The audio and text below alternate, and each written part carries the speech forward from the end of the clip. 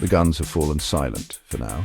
A ceasefire, brokered with the United States playing a key role, holds between India and Pakistan. It is a fragile peace, a tense quietude after days of cross-border shelling and the looming threat of even greater escalation. The world watches, holding its breath, as these two nuclear-armed neighbors step back from the brink. Yet, skepticism hangs heavy in the air. Can this truce hold? Is this the beginning of a genuine dialogue, or just another pause in a seemingly endless cycle of hostility? This uneasy peace follows a deadly exchange. Missiles and drones lit up the sky, leaving behind shattered lives and a trail of destruction. Both sides claim victory, pointing to military targets struck and enemy casualties.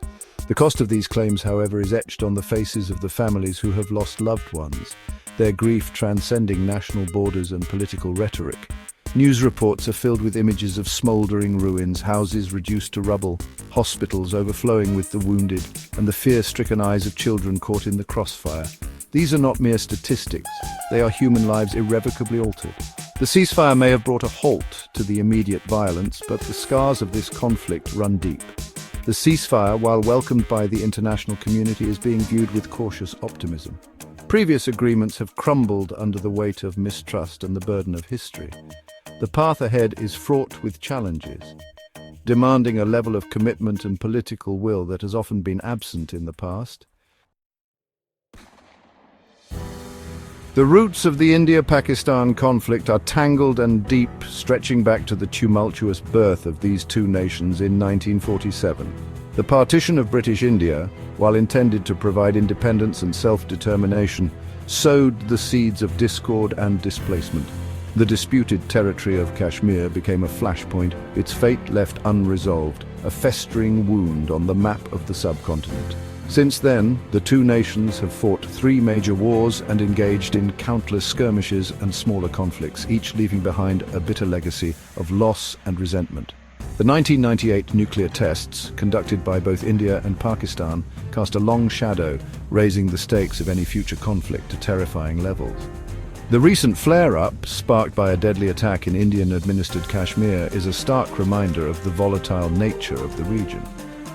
The attack, blamed by India on Pakistan-based militants, ignited public anger and political pressure on the Indian government to respond decisively. Pakistan, while denying any involvement, vowed to retaliate if attacked. The escalation was swift and alarming, pushing the two countries to the precipice of a wider conflict. The spectre of war, with its unthinkable consequences, loomed large, casting a pall over the entire region. The ceasefire, while fragile, offers a desperately needed reprieve, a chance to step back from the abyss. The international community, long wary of the volatility of the India-Pakistan rivalry, breathed a collective sigh of relief when the ceasefire was announced. The United States, in a rare display of diplomatic engagement in the region, played a pivotal role in bringing the two sides to the negotiating table. President Trump, leveraging his personal relationships with the leaders of both countries, urged restraint and offered to mediate. The United States was not alone in its efforts. China, a close ally of Pakistan, also used its influence to de-escalate the situation. The European Union, Russia and other world powers issued statements urging both sides to exercise restraint and engage in dialogue.